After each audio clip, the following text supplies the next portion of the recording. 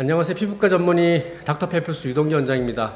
오늘은 제가 친한 우리 동료 한 분을 모셨는데요. 삼성역에서 창피부과를 운영하고 있는 김창식 원장님을 모셨습니다. 안녕하세요. 네, 창피부과의 김창식 원장입니다. 강남의사 닥터창으로 유튜브 채널을 운영하고 있습니다. 오늘 여의도의 어바인 피부과 방문해서 같이 이야기해 보도록 하겠습니다. 예, 그래서 우리 김 원장님과 오늘은 여드름 흉터에 대해서 얘기할 건데요. 크게 이번에 한번 3부작으로 만들어 봤습니다. 먼저 여드름 흉터에 있어서 어떤 프락셔널한 레이저를 이용한 여드름 흉터와 다음 시간에는 요즘에 많이 유명한 주베룩이라고 있죠. 그런 물질을 이용한 여드름 흉터. 그리고 마지막 편에는 의사가 손으로 직접 흉터를 치료하는 것에 대해서 하나씩 알아보도록 하겠습니다. 오늘은 그 중에서 그 레이저를 이용한 그런 방법에 대해서 한번 얘기해 보겠는데요. 뭐 워낙 유명하죠, 맞죠? 프락셔널한 레이저가 유명한데 어떻게 보면 흉터를 갖다가 전체적으로도 이렇게 깎아낼 수도 있는데 우리 원장님께서 왜 이렇게 많은 선생님들이 이렇게 분해되게 어떤 분은 상처를 주고 상처를 주지 않고 이런 식으로 치료하는지에 대해서 한번 설명 좀 부탁드립니다. 어떻게 보면 레이저 치료의 발전과 역사에 대해서는 좀 관련이 있는 것 같은데요. 예전에 비해서는 사실 흉터 치료에 있어서 레이저의 그런 역할이 많이 조금 줄어든 것 같기는 합니다. 예전에 고전적인 어떤 흉터 치료에서 레이저 박피라는 시술이 있었는데요.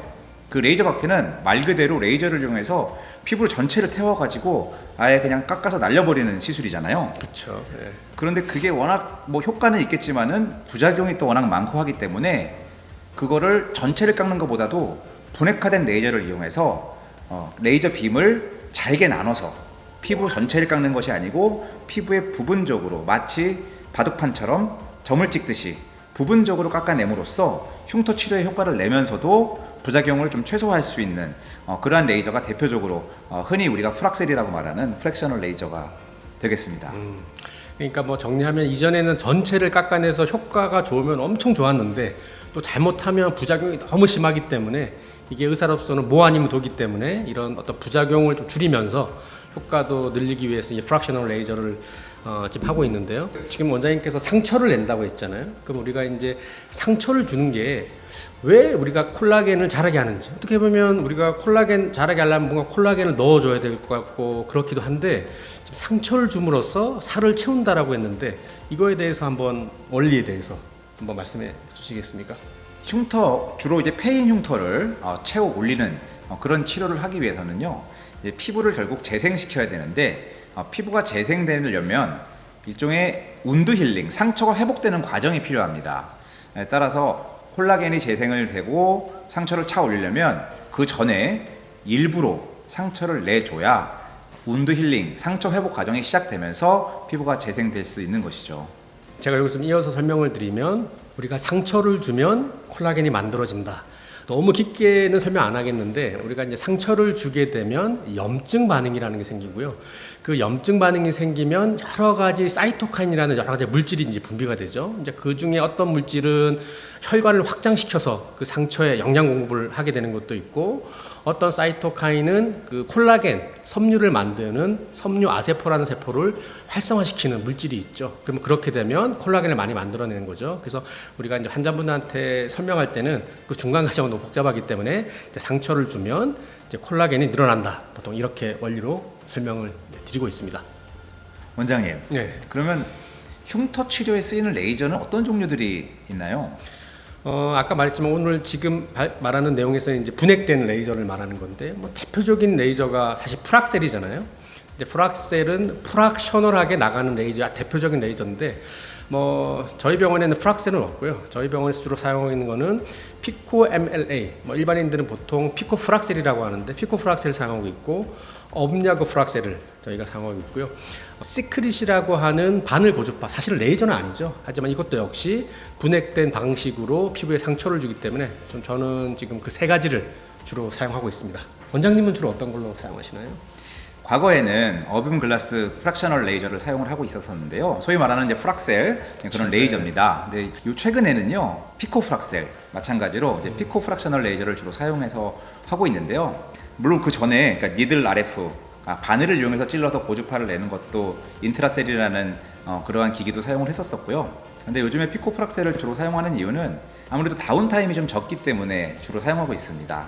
그리고 통증도 좀 줄어들었고요. 과거에는 그런 레이저들이 너무 아프고 다운타임, 그러니까 일상생활의 지장이 너무 오래 가고 했기 때문에 그에 반해서 이제 피코프락셀은 현저히 일상생활의 지장이 있는 기간도 줄어들고 시술 시 통증도 좀 감소해서 주로 이제 그렇게 사용하고 있습니다. 네. 그럼 원장님 주로 피코프락셀 위주로 사용하고 계시군요. 김 원장님 말대로 피코 MLA, 피코프락셀을 하게 되면 특징적으로 당이는 되게 빨개지는데 정말 신기하게도 기존에 있던 레이저랑 다르게 보통 일주 정도면 거의 대부분 빨간 게 네. 이제 빠지는 특징이 있고 뭐 통증도 뭐 안 아플 수는 없는데 네. 그래도 뭐 기존 인트라셀과 비교하면은 그렇게 이제 심하지 않죠. 우리가 이제 제가 보기에는 이런 프락셔널한 방식의 레이저는 종류가 아주 많은데 각자 원리는 조금 차이는 있겠지만 공통된 목표는 피부에 미세한 계획된 상처를 주고 그럼으로써 콜라겐을 만드는 섬유 아세포를 자극한다, 이런 부분이 이제 공통된 거죠.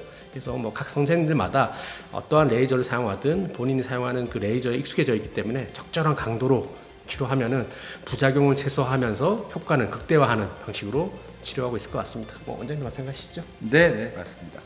원장님은 프락셔널 레이저 사용하실 때 네. 또 흉터 치료할 때 한 얼마나 정도의 주기로 한 몇 회 정도 치료를 하시나요? 일단은 저는 단독으로 피코프락셀을 사용하지는 않지만 일단 피코프락셀을 기준으로 하면 저는 약간 좀 강하게 하는 편이에요. 그래서 한번 치료하고 약 2달 정도 간격으로 치료하고 있습니다. 분명 당연히 만약에 피코프락셀만 사용한다면 조금 더 간격을 줄일 수는 있는데 다른 치료와 병합돼서 조금 강하게 하는 방식을 치료하기 때문에 저는 한 조금 강한 방식으로 한 2달 정도 간격으로 하고 있고, 뭐 그 이유는 의사가 뭔가 상처를 주지 사실 콜라겐 자체를 심어주는 건 아니잖아요. 그래서 사람 눈에 보이지 않는 정말 작은 단위의 그 섬유화 세포가 그 조그마한 세포들이 실을 쌓아 나가는데 시간이 좀 걸리기 때문에 제가 여유를 두고 치료하는 거고, 이거는 선생님마다 차이는 있죠. 그러면 우리 김 원장님은 주로 어떤 강도, 어떤 주기로 치료하고 계신가요? 네, 저도 마찬가지로 좀 복합적으로 여러 가지 다음 편에서 또 나갈 그 네. 내용들이 있겠지만은 다양한 복합 치료를 같이 하고 있는데 피코프락셀 같은 경우에 한 달 주기로 저는 시술을 하고 있습니다. 저는 그렇게 아주 그렇게 센 강도로는 하고 있지는 않고요. 적절한 강도로 한 달 주기로 보통 한 3회에서 한 6회까지 그렇게 치료를 하고 있습니다. 네. 그래서 어차피 뭐 적절한 상처를 통해서 콜라겐을 만들어낸다는 건 똑같은 것 같고요. 그래서 오늘은 저희가 이제 여드름 흉터에서 가장 기본이 되는 방식인 분해된 방식의 프락셔널한 방식의 레이저에 대해서 말씀을 드렸습니다. 사실 여드름 흉터는 한 가지로만 절대 되지 않고 있죠. 아까 김 원장님이 말씀하셨지만 이전보다는 레이저 역할이 조금 줄긴 했지만 그래도 흉터 치료의 가장 기본이 되는 치료 방법 중에 하나가 이제 레이저라고 생각합니다. 레이저가 흉터 치료에 있어서 아직도 중요한 역할을 하고 있습니다. 그래서 레이저 치료에 대해서 이번 편으로 여러분들께서 좀 이해도가 높아지셨길 바랍니다. 예, 오늘은 레이저에 대해서 말씀드렸는데요. 여드름 흉터 있는 분들께 조금이나마 많은 도움이 되었길 바랍니다. 이상 피부과 전문의 유동기 원장. 김창식이었습니다. 예, 감사합니다. 감사합니다.